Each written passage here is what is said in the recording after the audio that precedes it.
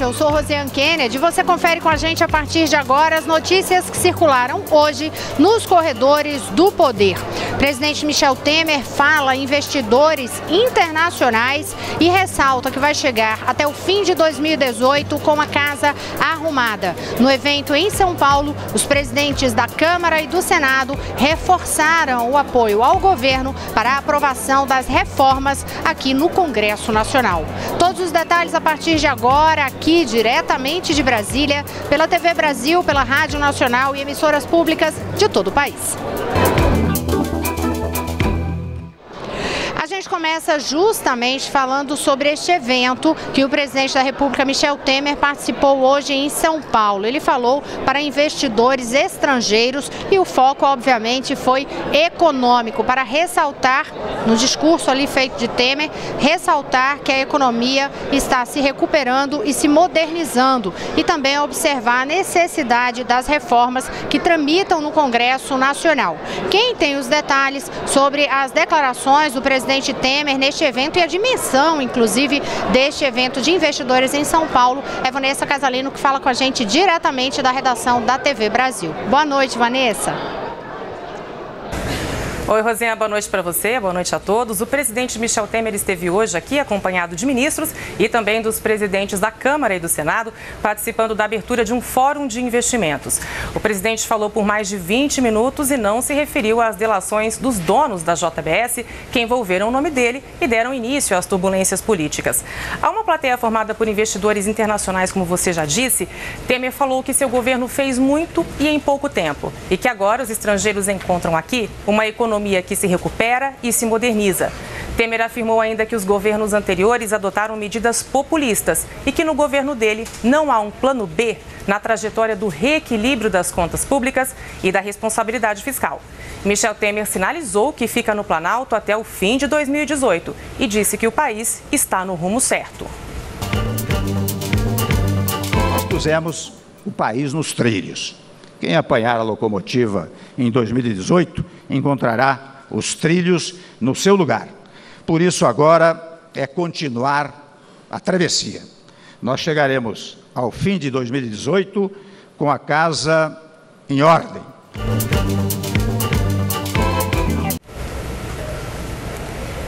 Ainda no evento, o presidente Michel Temer falou sobre as reformas e os presidentes da Câmara e do Senado reforçaram apoio para aprovar as propostas no Congresso Nacional.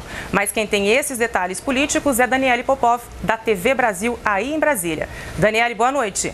Oi, Vanessa, boa noite para você, boa noite a todos. Os presidentes da Câmara, Rodrigo Maia, e do Senado, Eunício Oliveira, fizeram um discurso afinado no Fórum de Investimentos Brasil 2017 em São Paulo. Os dois citaram a importância da aprovação das reformas trabalhista e da Previdência e disseram que vão colocar em discussão novamente nas próximas semanas. Em discurso, Maia disse que a agenda da Câmara está em sintonia com a agenda do presidente Michel Temer. E reafirmo o meu compromisso com o presidente Michel Temer, que tem sido um presidente corajoso, tem tido a coragem de enfrentar temas que geram muita dificuldade na sociedade, mas que nós precisamos ter a coragem de representar aqueles que não têm voz, aqueles que são enganados muitas vezes por corporações que, em defesa dos seus benefícios, das suas benesses, falam falsas informações para a sociedade brasileira. Então, a Câmara de Deputados vai manter a sua linha. O presidente do Senado, Eunício Oliveira, garantiu que o Congresso Nacional tem como meta restituir no país um ambiente de diálogo, de entendimento e de muito trabalho. E que somente com cooperação o Brasil vai encontrar soluções para maximizar as eficiências do Estado e combinar investimentos privados que retomem o crescimento da economia brasileira. Eunício disse ainda que Câmara e Senado vão aprovar todas as reformas. O Parlamento vai seguir em frente. Apesar de todas as dificuldades, temos responsabilidade com esse país. Temos absoluta consciência da tarefa que a história nos delegou: pacificar o Brasil e recolocá-lo no caminho da esperança e do progresso é o nosso papel.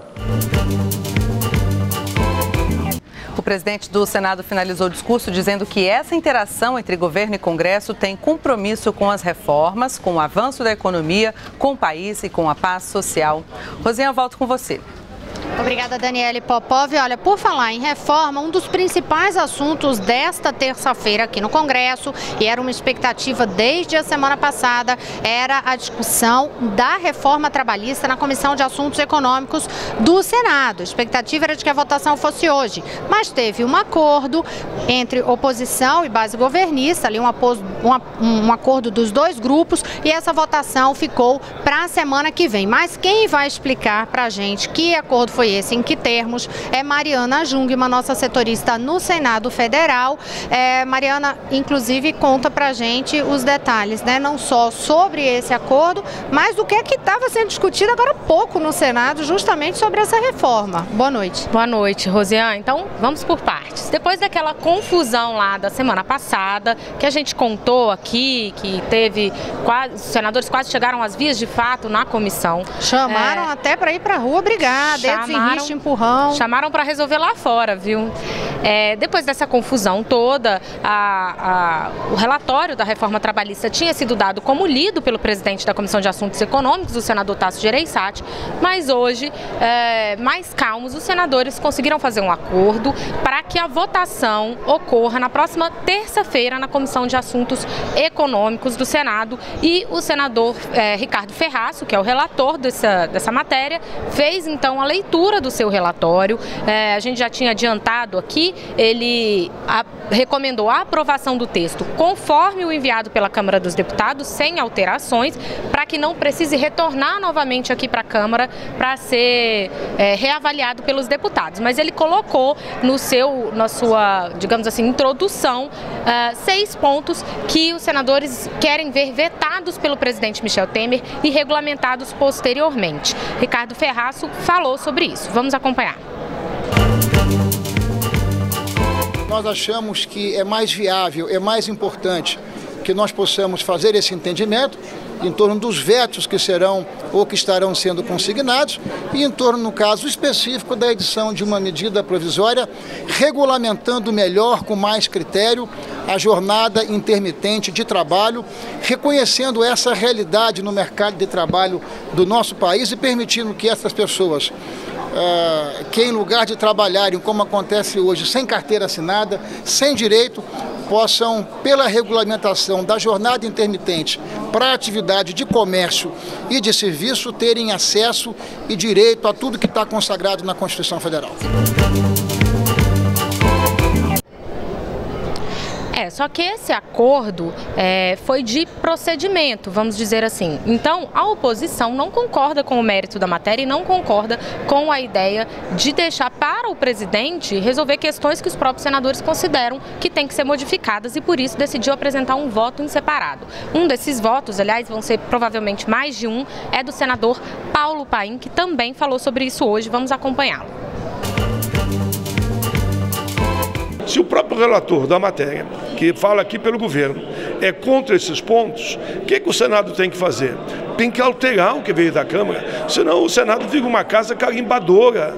O Senado não tem mais razão de ser, a Câmara vota o que quer e o presidente vota o que bem e veta o que bem entender. Então, Rosiane, há um compromisso da oposição de não pedir vistas na próxima semana, uma vez que teve a leitura hoje como eles gostariam, e aí na próxima semana a gente vai ver os senadores votarem, decidindo entre o relatório de Ferraço e de Paulo Paim. Agora, eles estavam discutindo sobre reforma agora há pouco, justamente no plenário. Embora o assunto ainda esteja na CAI, foi parar a discussão no plenário. O senador Tasso Gereissati, Rosiane, ficou bastante, digamos assim, chateado com aquela confusão toda que aconteceu na semana passada na CAI, e apresentou um pedido ao presidente do Senado para que vários pontos do que aconteceu ontem sejam apurados e explicados. Então ele quer que seja, por exemplo, olhado o circuito interno da CAI ali, né, as câmeras, para ver se alguém quebrou o decoro, para ver se houve agressões, se houve quebra do microfone, como a gente chegou a mostrar aqui, se houve realmente a quebra do microfone, quem foram os responsáveis, enfim, ele quer uma apuração sobre o que aconteceu semana passada. Obrigada, Mariana Jungmann. A gente segue no noticiário. Agora a gente tem informações sobre a pauta da Câmara dos Deputados, porque quem está acompanhando como que está essa discussão por aqui hoje é Lucas Por Deus Leon, da Rádio Nacional, que já trocou de lugar aqui rapidamente com Mariana Jungmann. Já está a postos. Aqui é rápido mesmo, viu? Ao vivo, que é o mesmo espaço. E Lucas, assim, em relação à pauta da Câmara, foram basicamente 2 temas hoje mais em foco. No plenário, a questão da situação fiscal dos estados, o que é discutido como guerra fiscal, e teve também discussão da reforma política. Isso, Rosiana. Boa noite. Na verdade, no plenário da Câmara houve uma troca.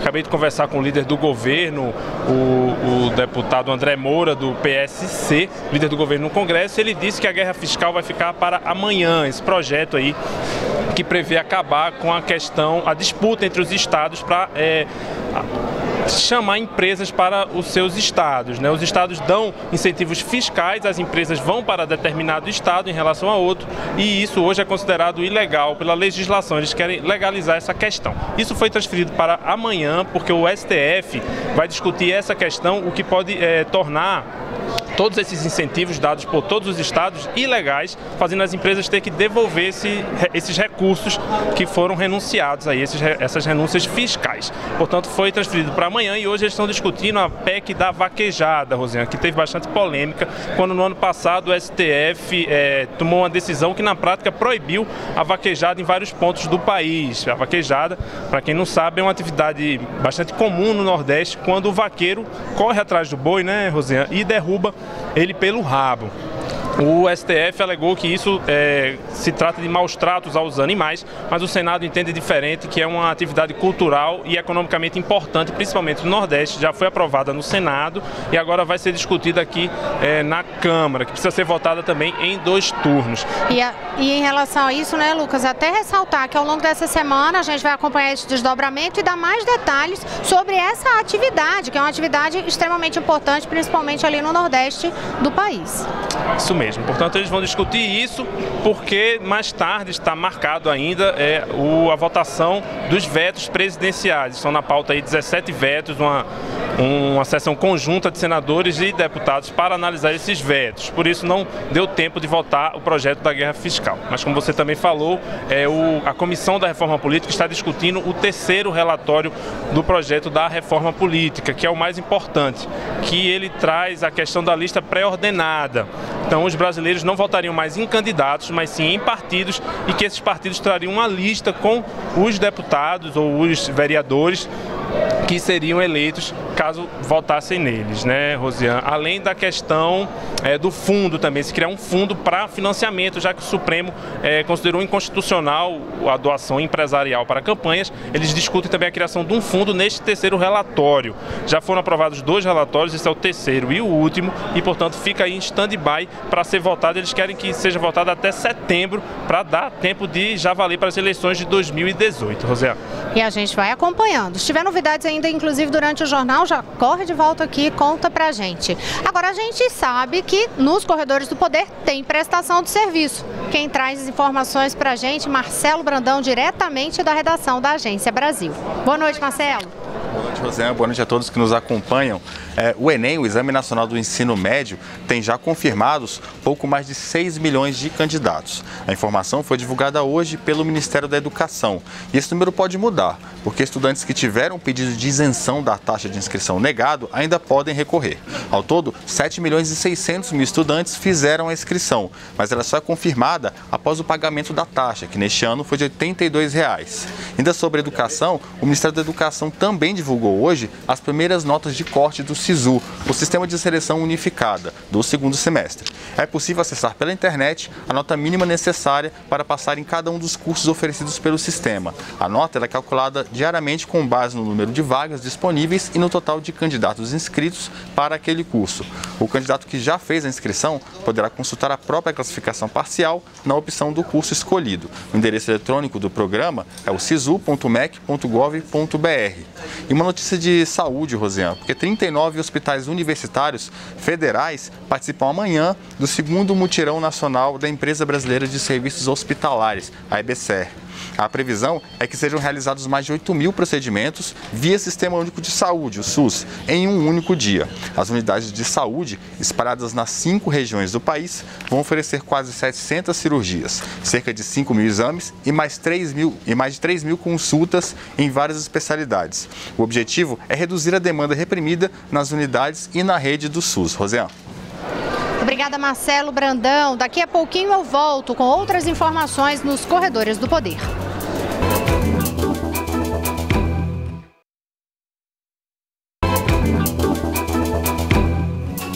Olá, estamos de volta. Eu sou Rosiane Kennedy. Você confere com a gente as notícias que circularam hoje nos Corredores do Poder. Uma das principais delas ocorreu lá no Rio de Janeiro e é para lá que a gente vai conversar com o repórter Maurício de Almeida, porque, Maurício, o Tribunal de Contas do Estado hoje rejeitou as contas do governo do Rio referentes a 2016. Boa noite.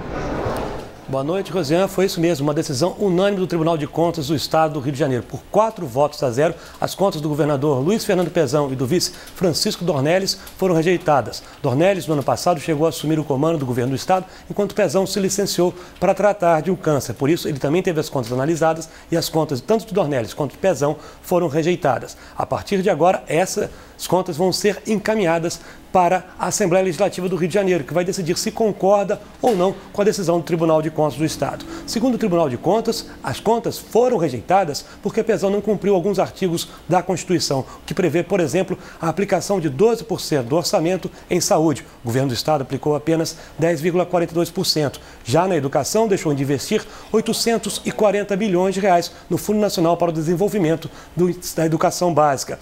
O governador Luiz Fernando Pezão argumentou que não pôde fazer esses investimentos devido à grave crise financeira aqui do governo do Rio de Janeiro, que perdeu muita arrecadação, principalmente com os royalties. Segundo o Pezão, no ano passado, ele deixou de receber 70% dos royalties que eram destinados pela Petrobras para o governo do Rio de Janeiro. Agora, o trâmite vai passar para a Assembleia Legislativa do Estado. Lá, a Comissão de Orçamento vai analisar o parecer do Tribunal de Contas do Estado e depois encaminhar para o plenário para uma possível votação. Eu digo possível porque até agora as contas de 2015 não foram votadas no plenário da Assembleia Legislativa do Rio de Janeiro. Um plenário que é comandado por Jorge Pisciani, presidente da Assembleia, que é do PMDB, o mesmo partido de Pezão. E segundo as regras da Assembleia, não existe nenhuma punição se as contas não são colocadas em votação. Portanto, Pisciani, que é aliado de Pezão, pode deixar as contas de lado, não levar esse parecer do Tribunal de Contas para votação.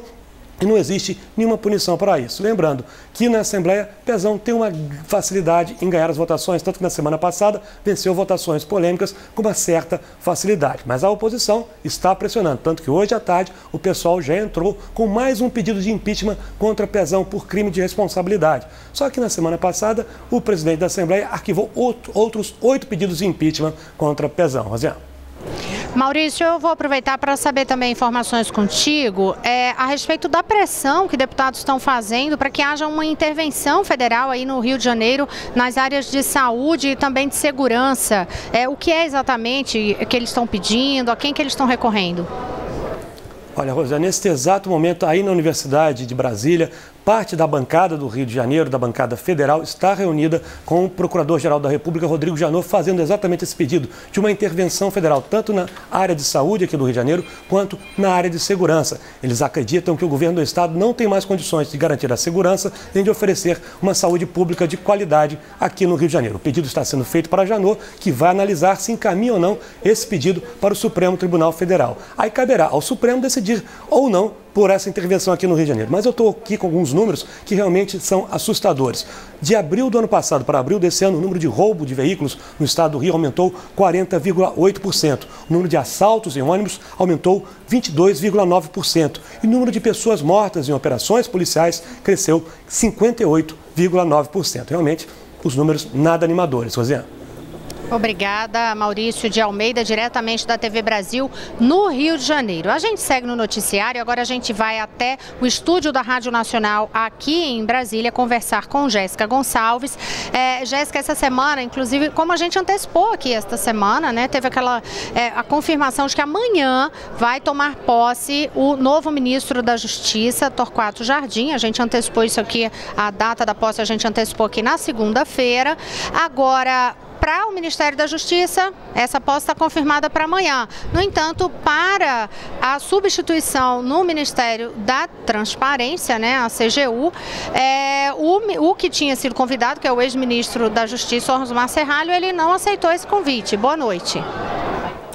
Boa noite, Rosiane. Boa noite a todos. É isso mesmo, o ex-ministro da Justiça, Osmar Serralho, não aceitou o convite do presidente Michel Temer para ocupar o cargo de ministro da Transparência, Fiscalização e Controladoria Geral da União. No último domingo, Temer anunciou que trocaria o comando dos dois ministérios e fez o convite a Serralho, que estava no cargo desde março. Serralho assumiria a pasta ocupada por Torquato Jardim, que, por sua vez, assume o Ministério da Justiça. A assessoria de Serralho divulgou hoje de manhã a carta de recusa, em que ele também anuncia que voltará ao mandato de deputado lá na Câmara dos Deputados. No texto, Serralho diz: prosseguirei meu trabalho em prol do Brasil que queremos. Ao reassumir o mandato na Câmara, seu suplente Rodrigo Rocha Loures perde a vaga e também o foro privilegiado. Loures foi flagrado pela Polícia Federal carregando uma mala com R$500 mil, que, segundo as investigações, foi enviada pelo empresário Joesley Batista, da JBS, como pagamento de propina. O Palácio do Planalto informou que o Ministério da Transparência, Fiscalização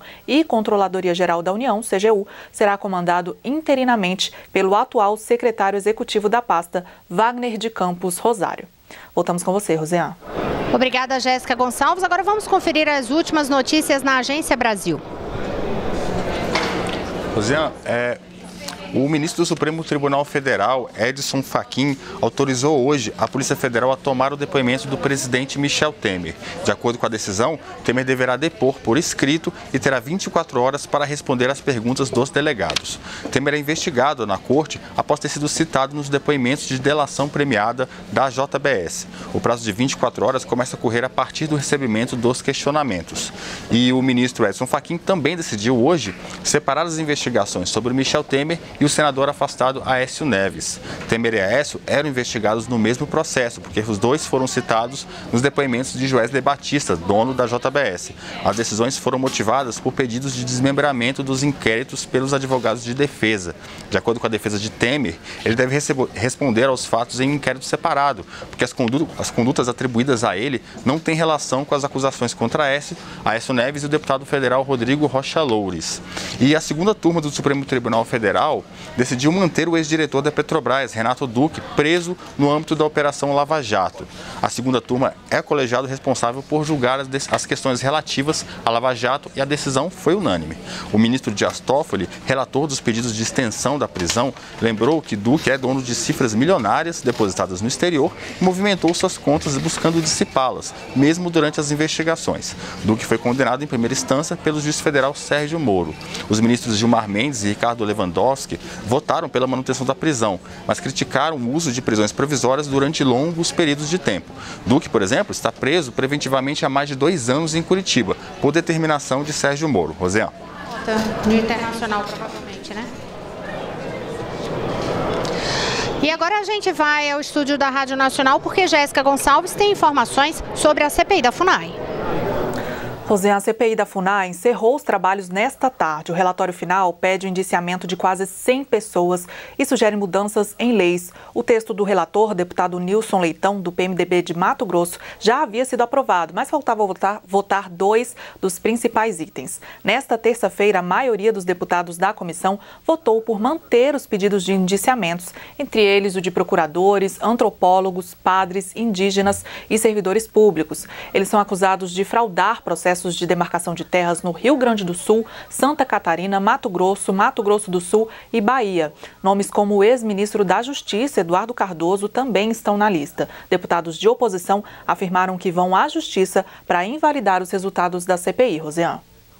Obrigada, Jéssica Gonçalves. E quem traz informações agora sobre o que ocorreu nos corredores internacionais é Daniele Popov. Oi, Rosiane. Vamos trazer notícias agora da Venezuela. O líder opositor venezuelano Henrique Capriles afirmou que 257 pessoas sofreram ferimentos durante uma manifestação ontem contra o governo de Nicolás Maduro em Caracas. Após o balanço da manifestação, Capriles convocou uma marcha para amanhã até o Ministério de Interior e Justiça para pedir que a repressão aos protestos pare. Muitos dos feridos no protesto apresentaram traumatismos pelo impacto de bombas de gás lacrimogêneo e também asfixia pelos gases. Outros manifestantes foram feridos com balas de borracha, bolas de gude, esferas e barras de metal. Ainda segundo as informações divulgadas por Henrique Capriles, 62 pessoas já morreram nos protestos contra o governo que começaram no último dia 1º de abril. Agora, notícias dos Estados Unidos. O presidente dos Estados Unidos, Donald Trump, e a chanceler da Alemanha, Angela Merkel, trocaram críticas sobre o Acordo de Paris, documento que define os compromissos globais na luta contra os efeitos das mudanças climáticas. Mas essas notícias você consegue completas na Agência Brasil, Rosinha, porque o nosso tempo está acabando. Eu volto com você. Obrigada, Daniele Popov. Sim, no site agenciabrasil.abc.com.br você vai conferir informações lá a respeito sobre isso, né, que Trump e Merkel trocaram críticas dias depois, né, da cúpula do G7, e também tem informações lá sobre a morte do ex-ditador do Panamá, Manuel Antônio Noriega, que morreu aos 83 anos de idade. Essa informação você também confere no Repórter Brasil daqui a pouquinho, às 19h45. Por hoje, aqui nos Corredores do Poder, é isso. A gente volta amanhã. Boa noite a todos. Boa noite, Mariana. Boa noite, Rosiane. A gente te espera amanhã.